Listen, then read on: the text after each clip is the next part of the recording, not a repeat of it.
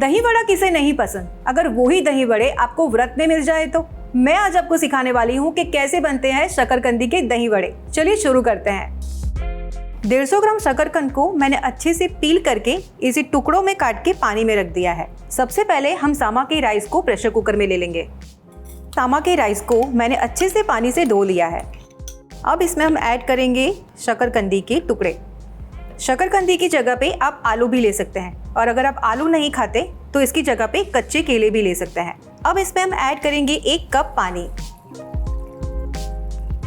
अब pressure cooker को बंद करेंगे और 4 व्हिसल आने तक अच्छे से पका लेंगे।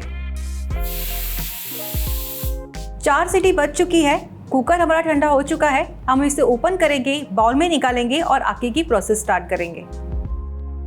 अब ये जो शकरकंदी है इसे हम इस तरह से स्पून से मैश करते जाएंगे।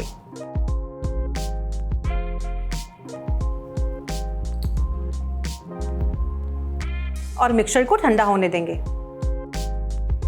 मिक्सचर ठंडा हो चुका है।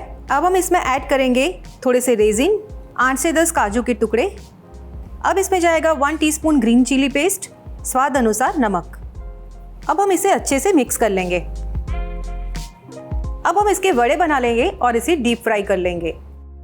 हाथों पे थोड़ा सा तेल लगाएंगे और वड़े बनाएंगे। गोला बनाने के टाइम पे हमें ये बात का ध्यान रखना है कि गोला जो बना रहे हैं उसमें थोड़ा सा भी क्रैक नहीं होना चाहिए।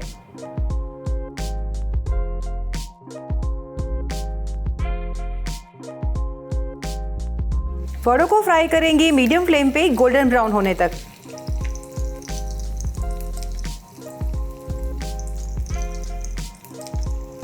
वड़ों को ज़्यादा देर तक नहीं तलना है, क्योंकि इसमें ऑलरेडी जो हम इंग्रेडिएंट्स यूज़ कर रहे हैं पहले से कुक है।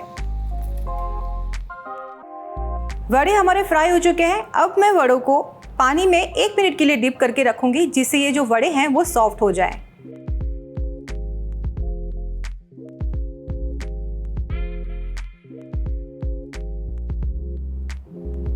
मैं इसके ऊपर अब दही डाल रही हूँ। दही में चीनी और नमक मिला के मैंने इसे अच्छे से फेंट लिया है और इसको ठंडा कर लिया है। अब इसके ऊपर जाएगी धनिया पुदीने की चटनी। अब जाएगी खजूर और इमली की चटनी। अब हम इसके ऊपर स्प्रिंकल करेंगे रेड चिली पाउडर और लास्ट में ऐड करेंगे अनार के दाने। हमारा मज़ेदार फराली दही वड़ा बनकर तैयार है। आप भी ट्राई कीजिए रेसिपी और कमेंट बॉक्स में मुझे बताइए कैसा लगा, और देखते रहिए स्वाद अनुसार। मिलते हैं नेक्स्ट एपिसोड में।